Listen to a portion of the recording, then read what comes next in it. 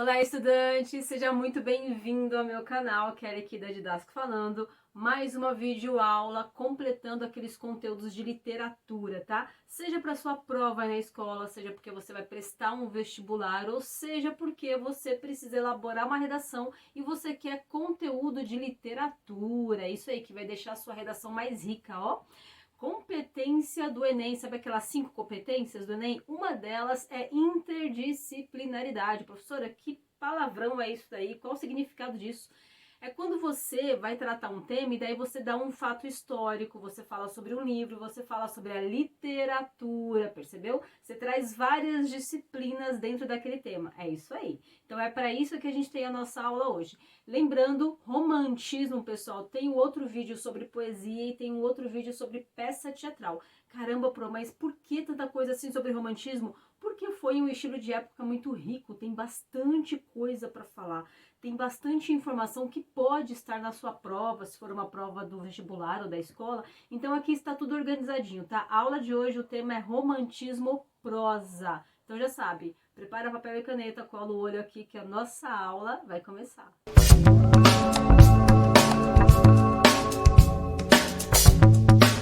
Bom, vamos lá. Como é que é super organizado? Quando você faz um resumão organizado, aí fica fácil de você entender, fica fácil de você colocar lá na prova, tá bom? Nossa aula vai ter 3 partes aqui, ó. Primeiro, eu vou falar um pouquinho sobre o que é o estilo de época romantismo, tá? O que é essa prosa romântica, tudo bem? Depois eu vou falar quais são os tipos de romantismo, exatamente, os tipos de romantismo. Se liga aí, segura essa informação, tá?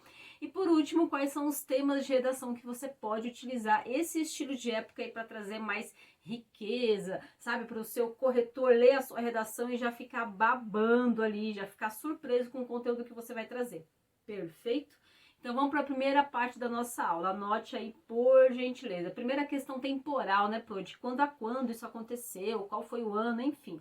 Foi de 1844 até 1881. E pessoal, se liga só. Quando a gente fala de romance na literatura, é diferente de a gente falar de romance no cinema. Pro, mas por que você está falando isso? Se eu te falar que a gente vai estudar hoje um romance romântico, parece pleonasmo? Sabe pleonasmo, redundância? Falar que tem uma goteira no teto, falar que a gente precisa subir lá em cima. Sabe esse negócio de redundância? Quando a gente fala de romance romântico, não é pleonasmo, pessoal. Não é pleonasmo.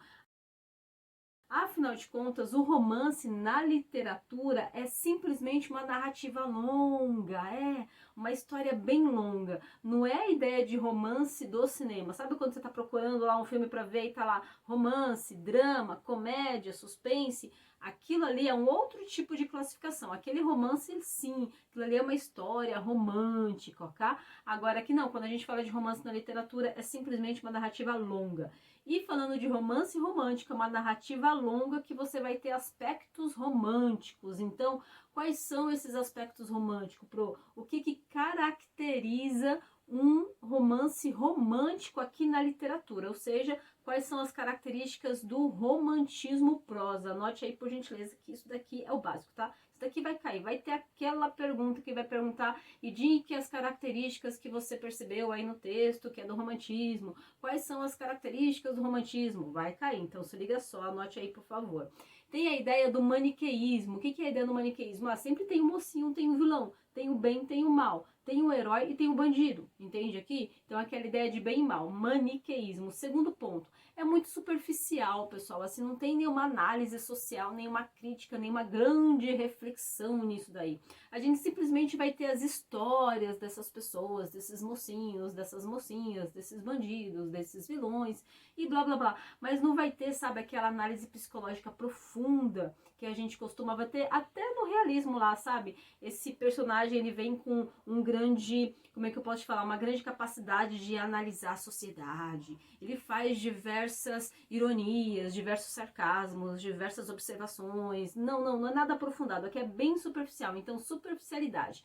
Segundo, perdão, terceiro aqui, a gente vai ver que dentro dessa ideia, dessa historinha aí, sempre vai ter um final ou trágico ou romântico.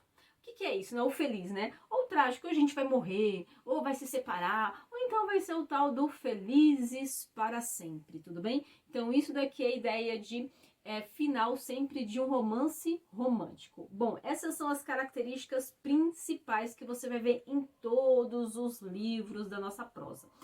Bom, ponto principal também para eu tratar aqui contigo. Por que a gente separou a aula de prosa de poesia? Pessoal, ó, poesia não é só necessariamente um poema que tem rima, tá? Não é isso, porque tem poemas de versos brancos. O que são os versos brancos? As linhas que não rimam, ok? Quando a gente fala de prosa aqui, a diferença é que você, quando vai escrever um texto, você preenche a ideia mesmo estilística, tá? De escrita ali. Você vai preencher a linha do começo até o final, da sua margem esquerda até a margem direita. E no poema, não. No poema, na poesia, você pode quebrar, sabe? Você não tem que preencher a linha até o final. Aí você pergunta, mas a diferença é só essa? É isso. A prosa é um texto corrido, da margem esquerda até a margem direita. Você vai preenchendo. Aquilo ali é uma prosa romântica, ok? E quando não, e quando você tem quebras de linha, você não escreve até o final, aí você para ali, aí no próximo você escreve menos palavras, escreve mais, que são os versos decassílabos, os versos de 12 sílabas, enfim, ali você tem a ideia de linhas quebradas. É somente essa a diferença. Clareou aí? Pessoal, outra informação importante, tá? Em que contexto os livros, principalmente aqui da prosa romântica, começaram a surgir? Se liga aqui comigo. Nessa época nós tínhamos jornais impressos, ok? A grande veiculação de jornais se dava principalmente na parte da população, naquela parcela que sabia ler e escrever. Faz sentido? E vamos lembrar que nós estamos aqui em meados do século XIX até final do século XIX. Qual era a parcela percentual da população que sabia ler e escrever? Pessoal, pode pesquisar aí. É em média de 15 a 20%, não mais do que isso. Ô, louco, meu! Então você percebe que quem tinha acesso a essa leitura, obviamente, seria quem sabia ler e escrever, e quem era a burguesia, quem tinha, né, acesso a essa informação, quem podia comprar um jornal, tudo bem? Outra informação muito importante aqui, a ideia também era a cada semana, a cada publicação, você publicar um capítulo, publicar uma parte da história. Então aqui a gente não está falando de um livro que ele era publicado do começo ao fim, está falando de capítulos que você publicava dentro desses jornais, os tal chamados folhetins. Se eu pudesse fazer uma comparação com você, com o dia a dia, porque no contemporâneo a gente faz isso, atualmente a gente faz isso. Não necessariamente com jornais, a gente faz isso com seriados. Faz sentido por aí?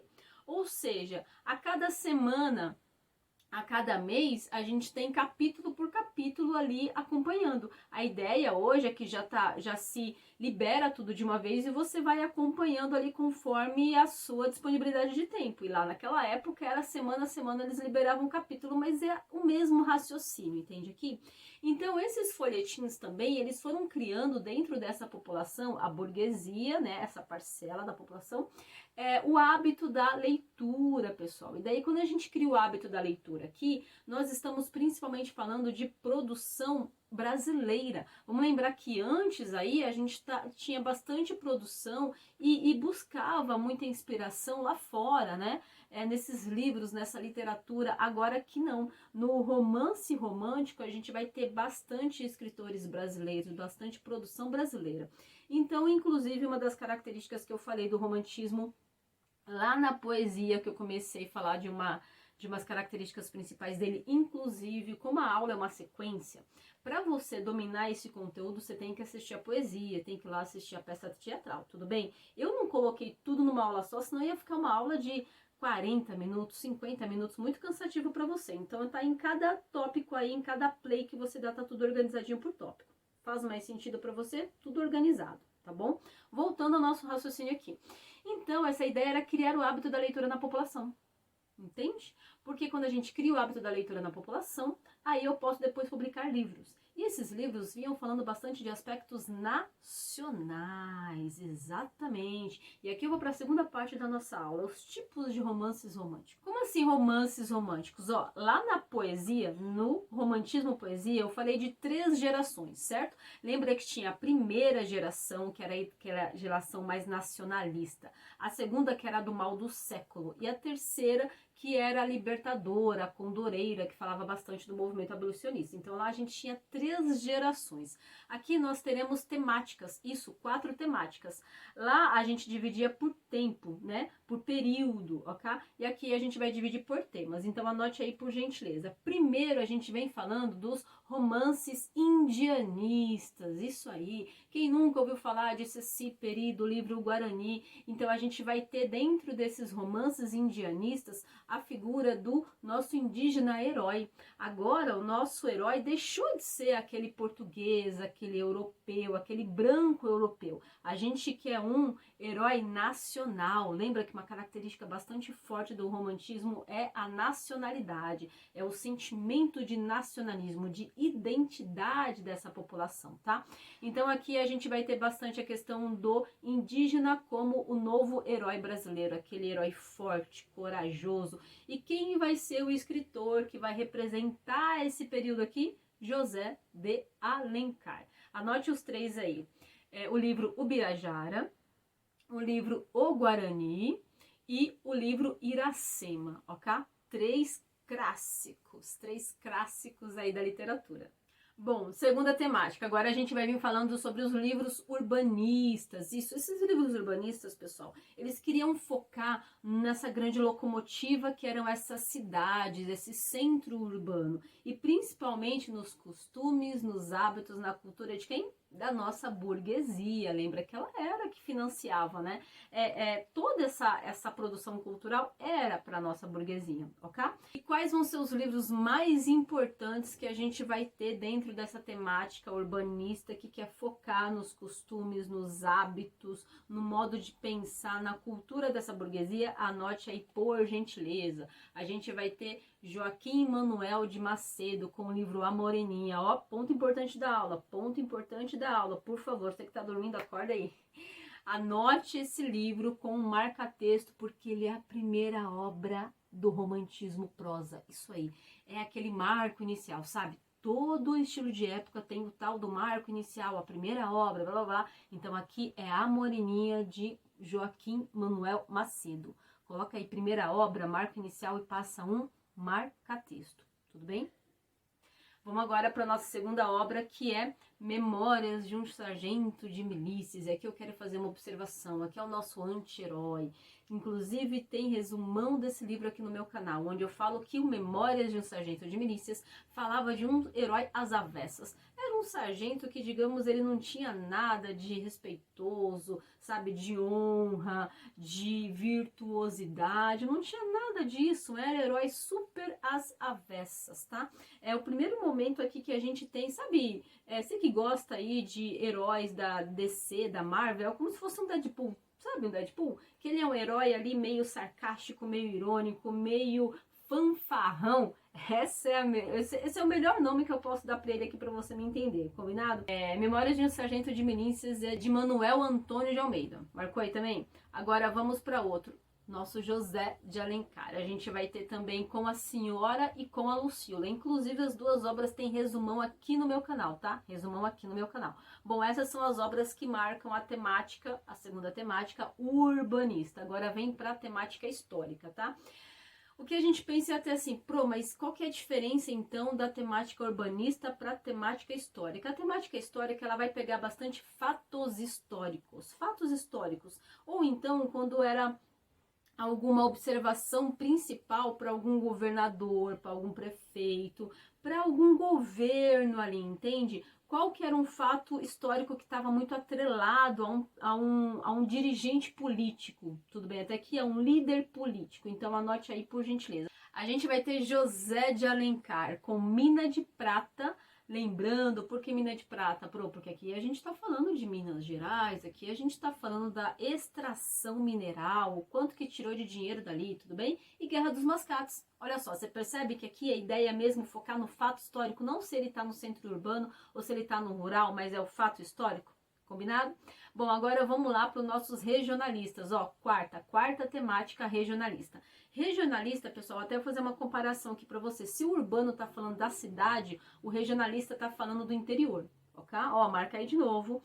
O urbano tá falando da cidade, é mais voltado para o litoral. E o regionalista tá mais voltado para o interior. Aí anote aí, por gentileza. Ele vai estar focado também nos costumes, na tradição, da cultura, mas não agora do urbano, e sim do interior, combinado? Desse rural aí, tá? Desse sertanejo.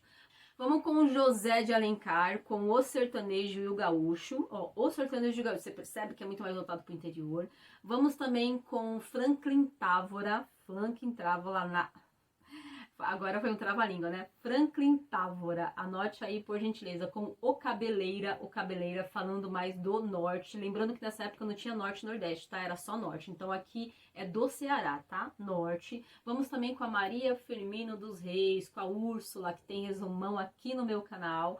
Visconde de Tunai com o livro Inocência, e o Bernardo Guimarães com a tão famosa clássica escrava Isaura, que era a única escrava branca do Brasil, Bom, terminei as 4 temáticas, agora aquela pergunta legal, Pro, mas em que tema de redação, afinal de contas, que eu vou utilizar esse livro aí, né? Ou então o romantismo, qualquer um desses livros. Pessoal, tudo que fale sobre dar valor à nossa cultura, tudo que fale a questão da construção, do desenvolvimento dessa nação, do desenvolvimento dessas cidades. Lembrando que aqui a gente estava caminhando para o século XX, então a gente estava caminhando para o nosso desenvolvimentismo.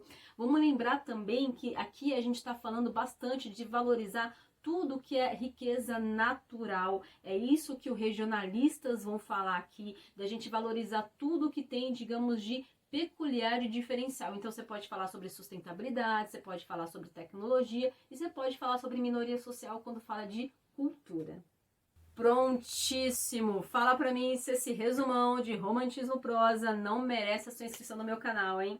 Se inscreve lá, de segunda a sexta-feira tem material assim organizado, simples, direto para você. Depois desse play aqui já sair prontíssimo para aquela prova, para aquela redação, para aquele vestibular, combinado? Comenta aqui se você quer algum conteúdo, o que você teve de insight dessa aula, se você quer outro tema, comenta aqui, vou adorar conhecer a sua opinião, adorar conhecer o que você precisa aí para a gente ir preparando mais conteúdo caprichado para você.